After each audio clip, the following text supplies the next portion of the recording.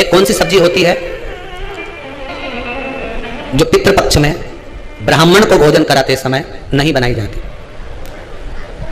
एक तो कुमड़ा, दूसरा पत्ता गोभी, जो बंद गोभी होती है ना, वो बंद गोभी जो होती है ना पत्ता पत्ता वाली, उसकी भी सब्जी पितरों के ब्राह्मण अगर भोजन करता है तो उसमें नहीं बनाई जाती। एक कुमड़ा, ये जो पेठा बनता है ना कुमड़ा का, ये भी श्राद्ध पक्ष में नहीं खिलाया जाता।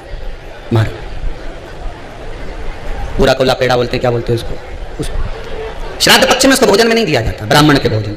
महाराज ब्राह्मण के भोजन में श्राद्ध पक्ष में सबसे ज्यादा जरूरी है दूध की खीर, दूसरा तुरई या गिलकी का भोजन, या तो सब्जी बनाओ या भजिया बनाओ, कुछ भी बनाओ। तीसरा मांस की दाल का भोजन, उड़द की दाल का भोजन, उड़द की दाल का या तो दही बड़ा बना लो, इमरती बना लो, या फिर बड़ा बना लो, या पकौड़ा बना लो, पर उसका भोजन होना जरूरी है।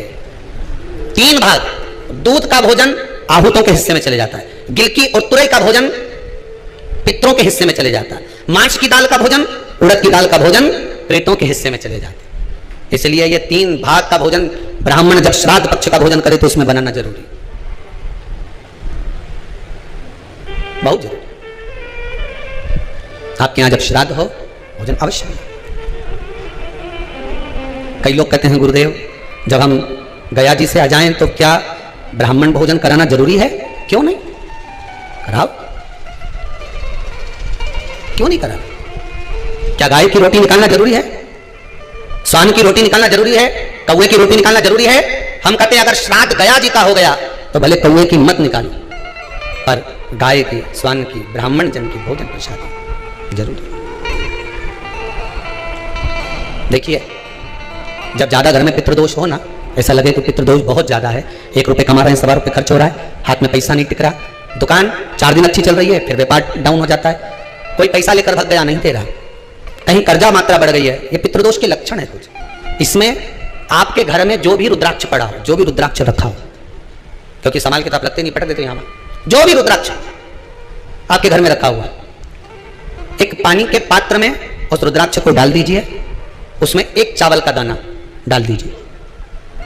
महाराज परिंदा जहां होता है, मटका, हंडा, या रसोई घर में आपका जो पानी भरने का स्थान होता है, जिसको आरो वारो क्या क्या लगा के रखते हो, उसी के कहीं पास में उस कलश को रख दीजिए, ऊपर से उसको ढक दीजिए। शाम के समय, सुबह रखा 10 बजे से 12 बजे के बीच में, शाम के समय प्रदोष काल में भगवान शंकर का नाम स्मरण कर कर, ओम नमः शिवाय बोलकर, श्री शिवाय नमस्तुभ्यम बोलकर, या महामृत्युंजय मंत्र का स्मरण कर कर, या गायत्री मंत्र का स्मरण कर कर, जो मंत्र आपकी बुद्धि में, विवेक में समाहित हो, उस मंत्र का नाम लेकर राम कृष्ण हरि जो बोल सकते हो, एक घी का दिया अवश्य प्रज्वलित करें, लंबी बाती का। कौन सी बाती का? फूल बत्ती का नहीं, गोल बत्ती का नहीं, लंबी बाती का। बत्ती का मुख दक्षिण की ओर, कहां पर होना चाहिए? दक्षिण की ओर, ना पूरब, ना पश्चिम, ना उत्तर, बत्ती का मुख कहां हो? दक्षिण की ओर। जैसे श्राद्ध पक्ष में ब्राह्मण को जब भोजन कराते हैं तो ब्राह्मण का मुख श्राद्ध पक्ष के भोजन कराते समय अगर पूरब, पश्चिम और उत्तर का होता है तो श्राद्ध के भोजन का फल नहीं मिलता, उसका मुख दक्षिण का होता है, तो हमारे घर के जितने भी पितर उस तिथि में गए होते हैं सबको उसका भाग मिल जाता है और पितृदोष समाप्त हो जाता है। इसलिए ब्राह्मण का मुख श्राद्ध पक्ष में भोजन कराते समय दक्षिण का होना चाहिए। ब्राह्मण का मुख दक्षिण का होगा, यहां तक शास्त्र कहता है। महाराज अगर गौ माता को श्राद्ध पक्ष में अगर भोजन दे रहे हो तो गाय का मुख अगर दक्षिण का है, गाय का, आपका मुख भले उत्तर का हो, गाय का मुख दक्षिण का हो, आपका मुख भले पूरा पश्चिम नहीं का, गाय का मुख अगर दक्षिण में, अगर आपने दक्षिण में गाय को खड़ी कर रखा है, दक्षिण में उसका मुख आप भोजन दे रहे हो, तो शास्त्र कहता है कि किसी पिंड की जरूरत नहीं पड़ती, गाय स्वतः कल्याण कर देती है, गौ माता स्वतः कल्याण, दक्षिण मुखी हो। तो दिए की जो बाती का मुख कहां होना चाहिए? दक्षिण का, और दक्षिण का मुख होना चाहिए।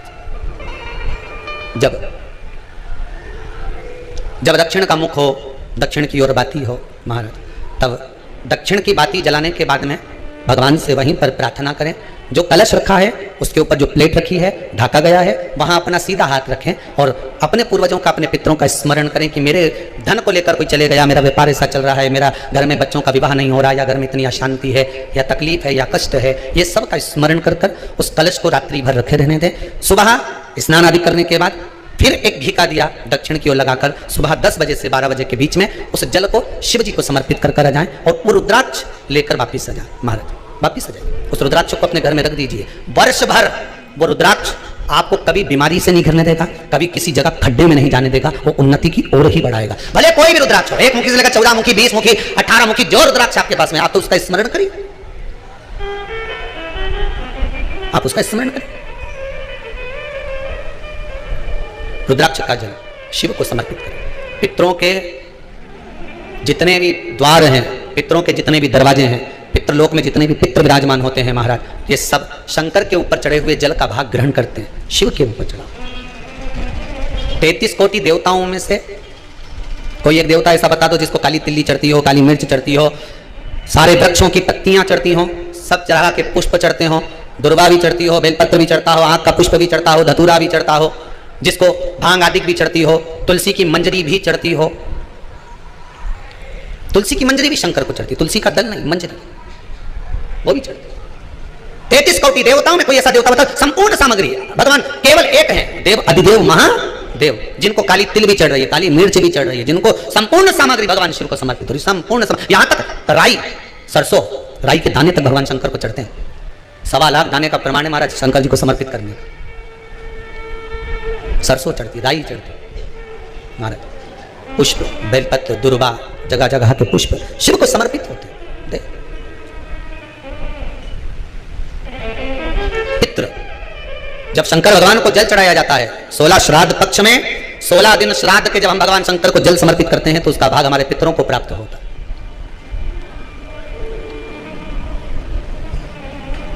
केवल 16 श्राद्ध के दिन ही ऐसे होते हैं जिसमें शंकर भगवान को जल में दूध मिलाकर चढ़ाने की जगह, दूध भले 1 चम्मच चढ़ा रहे हो पर अलग से चढ़ाओ, कच्चा दूध अलग से चढ़ाओ, उसके बाद भले तुम जल चढ़ा दो, पर लोटे में जल में दूध मिलाकर 16 दिन श्राद्ध पक्ष में नहीं ले जाना। भले 1 चम्मच दूध लेकर जाओ, 1 कटोरी दूध लेकर जाओ, पर कच्चा दूध अलग से लेकर जाओ, शंकर भगवान को अलग से चढ़ाओ, क्योंकि 16 दिन श्राद्ध पक्ष के जब भगवान शंकर को दूध और जल चढ़ाया जाता है वो हमारे पितरों के खाते में चला जाता है, हमारे पितरों को उसका भाग मिलता है। इसलिए शंकर भगवान को कच्चा दूध भी चढ़ाओ तो पानी में मिलाकर नहीं, एक अलग से 1 चम्मच ले जाओ, भले फिर शिव जी को चढ़ा दो, भले छोटा सा कटोरी मिलेगा चढ़ा दिया, जल ले गए चढ़ा दिया, वो हमारे पूर्वजों को प्राप्त होता है, वो हमारे पूर्वजों को प्राप्त होता है।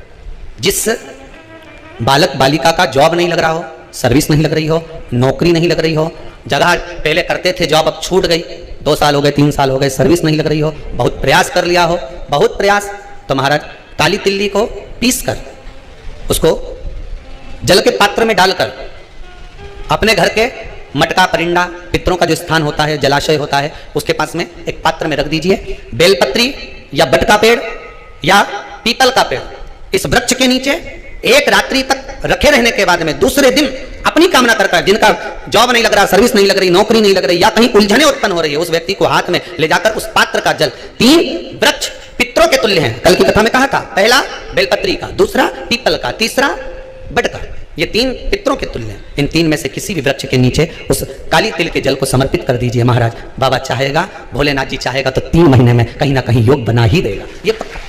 बाबा पर विश्वास रखो, शंकर भगवान पर भरोसा विश्वास रखकर आप कार्य करेंगे, क्यों ना हो।